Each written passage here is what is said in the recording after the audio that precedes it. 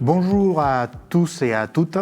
Nous vous souhaitons la bienvenue à cette deuxième partie de la conférence annuelle Erasmus Plus France.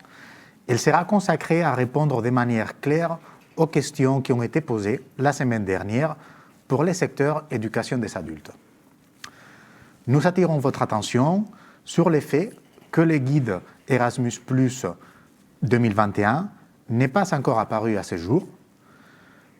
Nous nous sommes efforcés d'être le plus précis possible pour vous apporter une réponse de qualité au vu des éléments dont on dispose actuellement.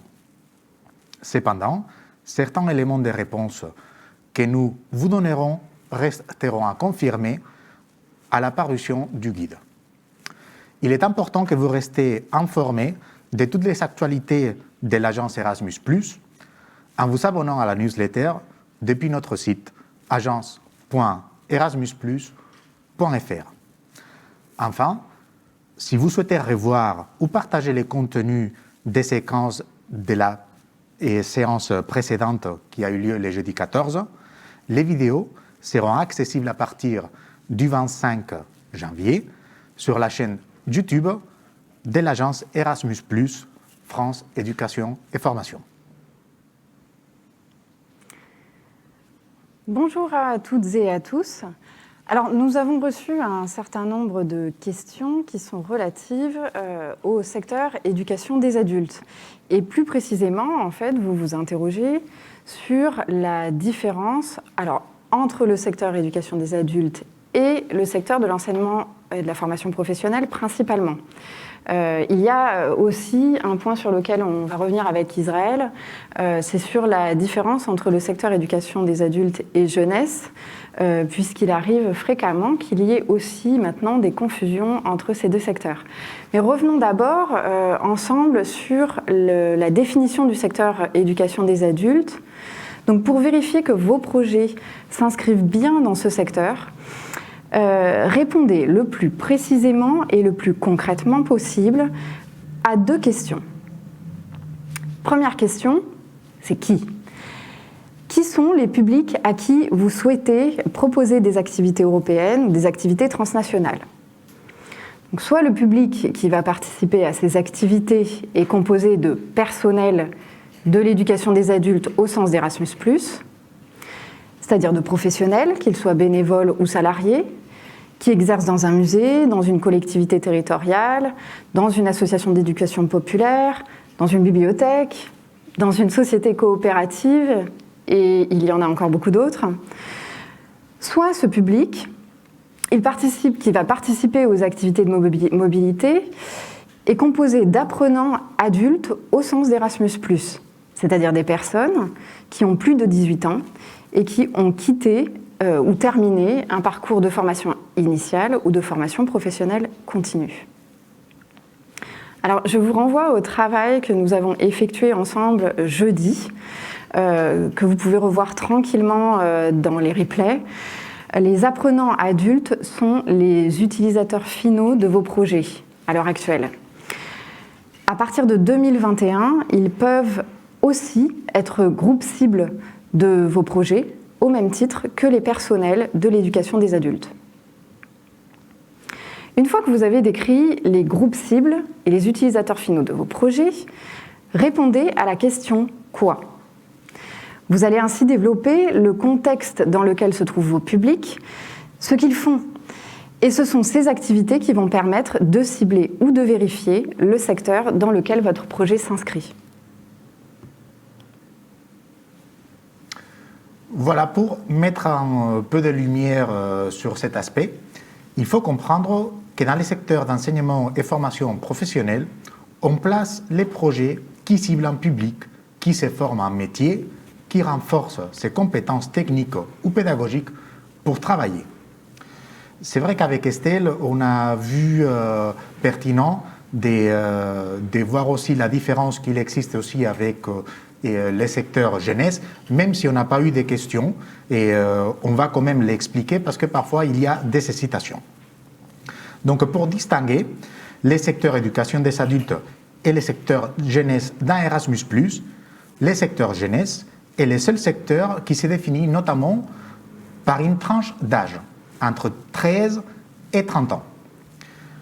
Pour les personnes de moins de 18 ans, c'est facile. Les activités qui leur sont proposées se déroulent hors temps scolaire. On est bien dans les secteurs jeunesse. Pour les personnels, les animateurs qui travaillent en direction de ces publics jeunes de moins de 18 ans, ce sont ce qu'on appelle les travailleurs de jeunesse. Ils proposent des activités aux jeunes qui se déroulent en dehors des temps scolaires et universitaires, donc nous sommes toujours dans les secteurs jeunesse. Par contre, si l'animateur s'adresse à des jeunes, mais qui peuvent aussi avoir plus de 18 ans, ce sont les activités, donc la réponse à la question « quoi ?», qui vont permettre de définir si l'on choisit les secteurs d'éducation des adultes ou les secteurs jeunesse. Sur jeunesse, on propose des activités qui vont promouvoir l'engagement des jeunes dans les actions dans le cadre des vacances ou des loisirs. Et sur les secteurs éducation des adultes, Estelle nous a indiqué tout au début de son intervention que se positionner sur ces secteurs dépendra du public cible et des utilisateurs finaux. Il n'est pas exclu, évidemment, qu'un projet chevauche plusieurs secteurs. Il faut réunir un faisceau d'indices et choisir les secteurs dominants pour la demande de financement. Et la clé est en répondant à ces deux questions, qui et quoi? Alors, vous nous avez aussi demandé si les publics en situation de handicap ou des personnes réfugiées étaient des publics Erasmus+, éducation des adultes. La réponse est oui. Retenez qu'un des objectifs du programme est de permettre aux personnes avec le moins d'opportunités de participer à des activités de projet Erasmus+.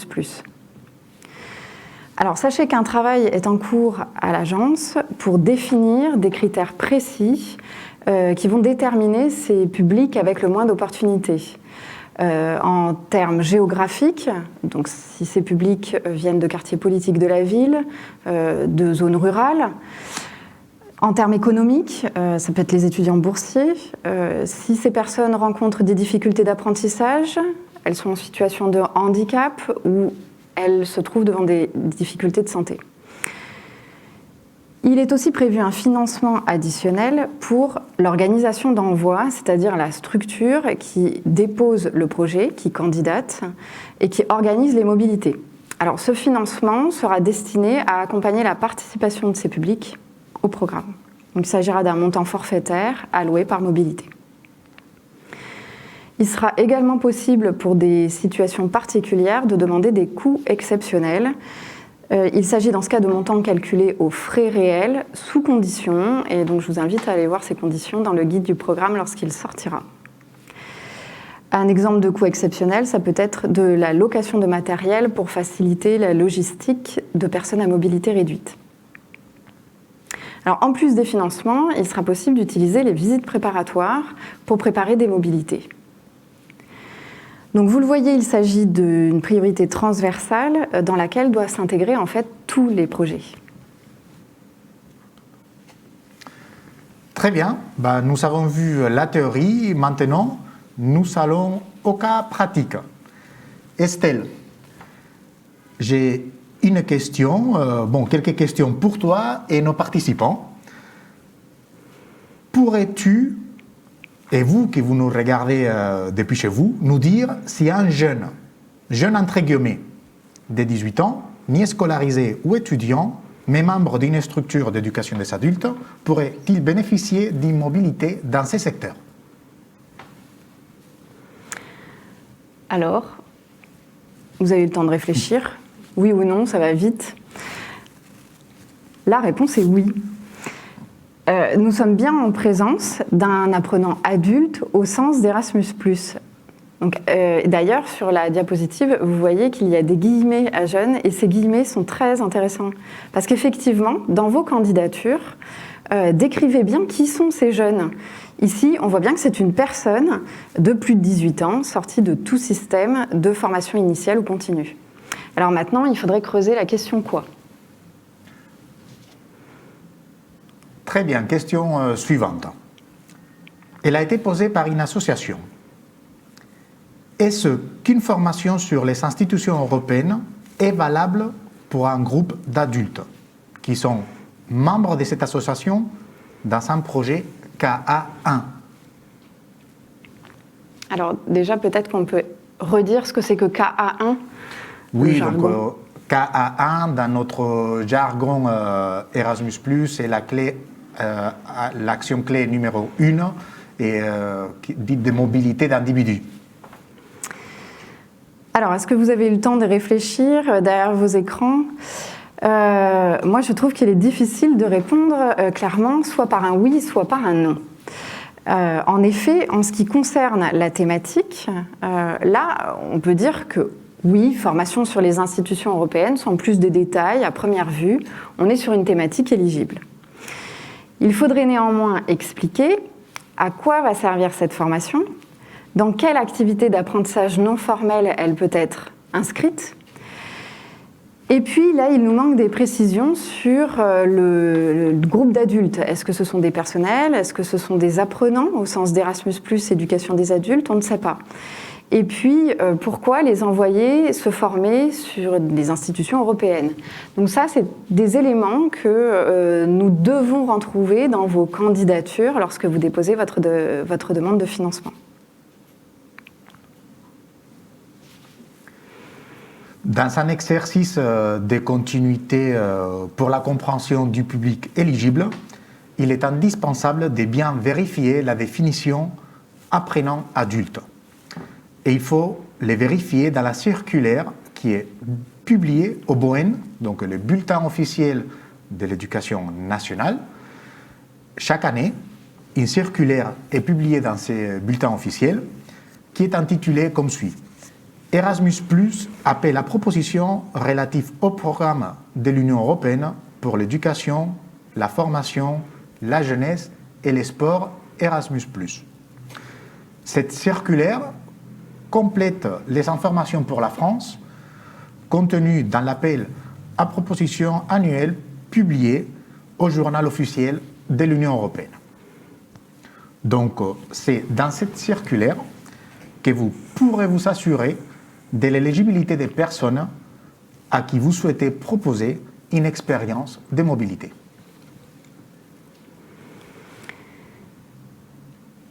Alors voici certaines réponses à des questions qui sont beaucoup plus techniques. Certains d'entre vous s'inquiètent du devenir de leur code PIC. Alors, mais qu'est-ce que le code PIC? C'est le code d'identification de votre structure. Il ne s'appelle d'ailleurs plus code PIC, mais code OID, Organization ID. C'est l'étape numéro 1 avant de déposer une demande de financement. Vous pouvez d'ailleurs déjà enregistrer votre organisme, même si l'appel à proposition 2021 n'est pas ouvert. Vous pouvez tout à fait déjà envoyer vos coordonnées et vos contacts, tous les documents pour avoir votre code OID et déposer votre demande de financement quand il sera l'heure. Pour les structures qui avaient déjà un code PIC, c'est la Commission européenne qui génère automatiquement votre code OID. Donc si vous étiez déjà inscrit comme candidat ou bénéficiaire, ne vous inquiétez pas, vous avez votre code OID. Toutes les données en fait, de votre PIC ont été copiées vers l'OID. Alors pensez à vérifier l'exactitude des informations qui ont migré, notamment dans les annexes. Vous nous avez aussi interrogé sur les modalités d'accès à Erasmus+, pour les structures de petite taille qui demanderaient plus de 60 000 € de subvention. Alors, au stade de la candidature, rien n'est exigé. Vous complétez le formulaire de candidature, vous décrivez votre projet du mieux que vous pouvez. Dans la candidature, vous allez compléter un budget prévisionnel. Ce budget prévisionnel, il doit être en lien, en relation avec les activités que vous proposez dans votre projet. Et c'est sur cette base-là que votre projet sera évalué. Si votre projet est sélectionné, Pour nous permettre effectivement de signer une convention de subvention dans de bonnes conditions, il est possible qu'il y ait une évaluation de votre capacité financière, auquel cas l'agence vous demandera des informations complémentaires à ce moment-là. Alors, ça ne remet pas du tout en cause la signature d'un contrat avec votre structure, c'est juste un moyen de vérifier que vous serez en mesure de gérer la subvention, une subvention importante qui vous est octroyée dans de bonnes conditions. Une petite question à la marge qui nous a été posée sur est-ce que l'outil Mobility Tool Plus, est-ce que les kits mobilité seront encore disponibles à partir de 2021 ? La réponse est oui.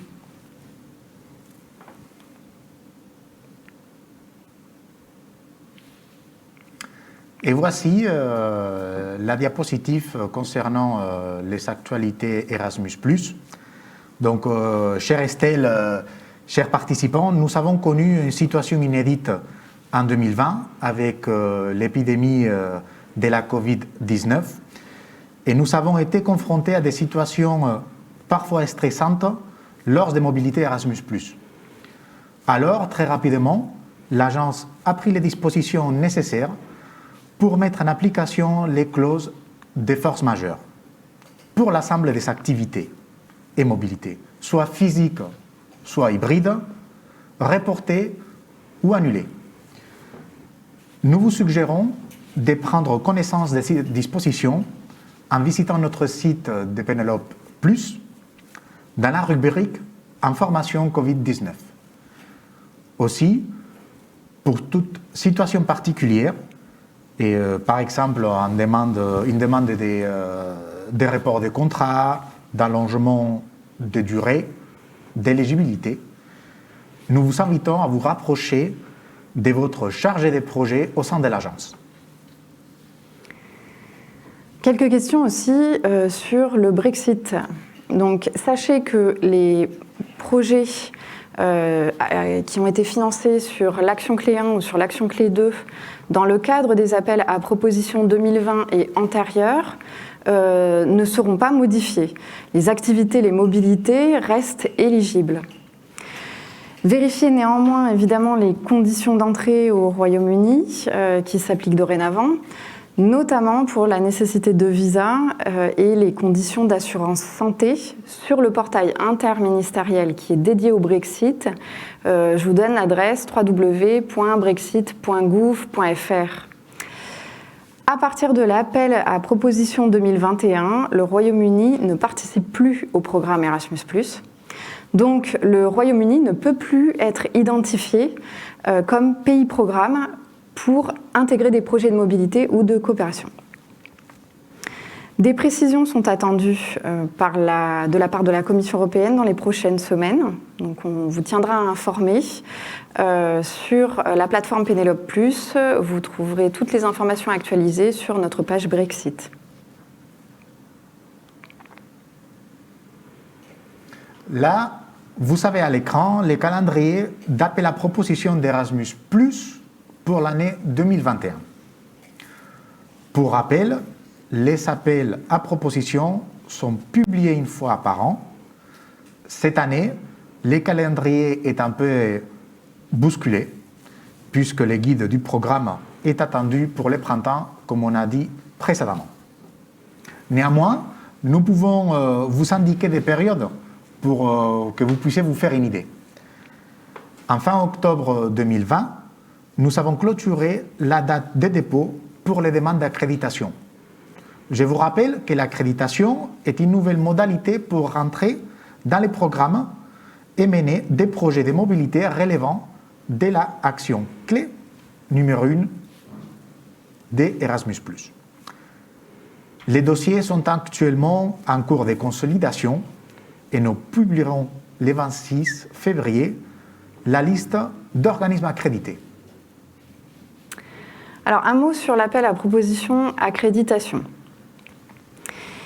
Alors, il est indiqué sur la diapositive que donc cet appel à proposition sera renouvelé en 2021. Vous voyez au bout de la flèche, à l'automne, la clôture de l'appel à proposition accréditation 2021. Alors, Donc il est prévu qu'il soit annuel, donc il sera renouvelé aussi en 2022, en 2023, etc.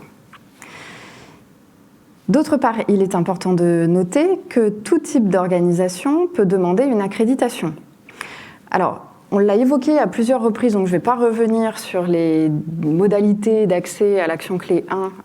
On en a parlé jeudi. Vous pouvez regarder les sessions de la matinée et la session sectorielle tranquillement en replay. On s'est beaucoup arrêté sur les modalités d'accès à l'action clé 1 de façon assez précise. Dans tous les cas, pour l'appel à proposition 2021, une structure qui n'a pas son accréditation peut quand même déposer un projet court de mobilité, donc ça n'y a pas de souci, et travailler sa demande d'accréditation pour l'appel à proposition 2022 sans problème. Comme nous l'avons évoqué, donc cette année, les calendriers connaissent un décalage par rapport aux années précédentes et les dates de dépôt des dossiers de subvention des projets courts de mobilité, des demandes de financement des projets accrédités et des projets de partenariat qui relèvent de l'action clé numéro 2 sont attendus courant le deuxième trimestre de cette année.